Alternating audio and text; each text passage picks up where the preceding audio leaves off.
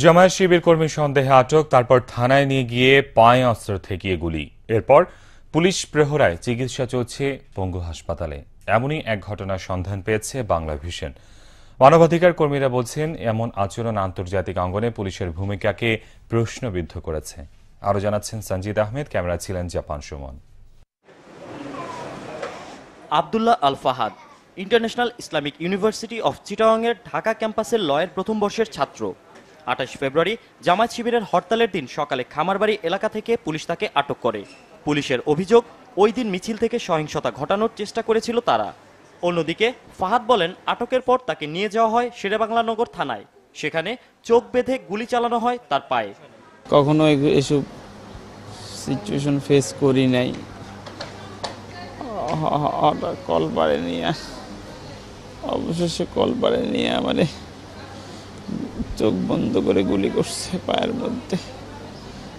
কি অপরাধ ছিল আমার। শেষ পর্যন্ত কেটে ফেলতে হয় ফাহাদের সেই পাটি। ব্যাকগ্রাউন্ড আমার সব আওয়ামী লীগের, আমার আত্মীয় স্বজন, কিন্তু কি লাভ। সেই দিনই সন্ধ্যায় একই ঘটনার শিকার হন আলমগীর হোসেন ভূঁইয়া। এক্সরের ফিল্ম দেখে বোঝা যায় আলমগীরের এক পায়ে করা হয়েছিল ৬টি গুলি। আমাকে হ্যান্ডকাপ পরা অবস্থায় এই কলের গোড়ার দিকে বাইরে নিল। বাইরে নিয়ে একজন বলল হাঁটেন, একটু হাঁটে নিতেই আমি অজ্ঞান প্রায় বিশাল একটা গুলির আওয়াজ শুনলাম।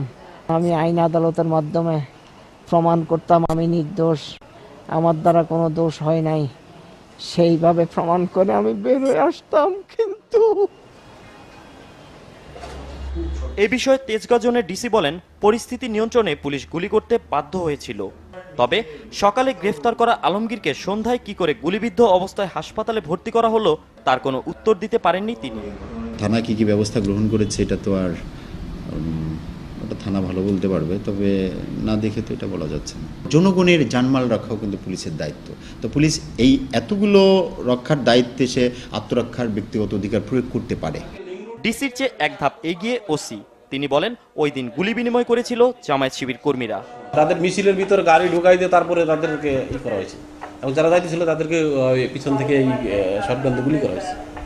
তার মানে যারা পঙ্গুত্বকরণ করেছে তাদের কি শটগানের গুলিতে পায়ে লাগতে পারে বা তাদের গুলিও লাগতে পারে। তবে পুলিশের এমন আচরণে আন্তর্জাতিক অঙ্গনে বাংলাদেশের ভাবমূর্তি ক্ষুণ্ণ হচ্ছে বলে জানান মানবাধিকার কর্মী আদিলুর রহমান। আমাদের দেশের আইন শৃঙ্খলা রক্ষাকারী বাহিনীর এই আচরণ বাংলাদেশকে কোনো আন্তর্জাতিক অঙ্গনে বিপর্যয়ের জায়গায় নিয়ে যাচ্ছে কিনা। দায়ী পুলিশ অফিসারদের অবিলম্বে গ্রেফতার করে শাস্তির ব্যবস্থা করা হোক আইনের আওতায় এনে। আমি ২০ দিলে আমি এখন একটু শান্তি পাইতে পারি। সঞ্জিদ আহমেদ, বাংলা ভিশন, ঢাকা।